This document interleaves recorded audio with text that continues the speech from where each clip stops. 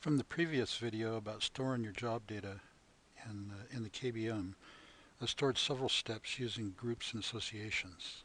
So let's start with a new model, and then we'll open the planner, and you can add steps here. You can either define a new step or choose one from the library here. But for this video, let's load the planner all at once, and we'll do that here with load steps. And here you can filter by the category and type. You can turn that off. You can filter that by the groups, and this is a set of a group that was stored in the previous video, or by the material association here, or machine association here. So we'll filter by groups,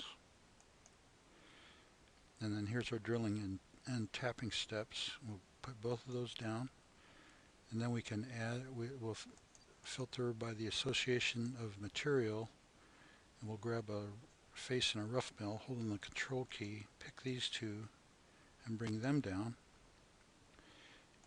and then our planner is populated for our job.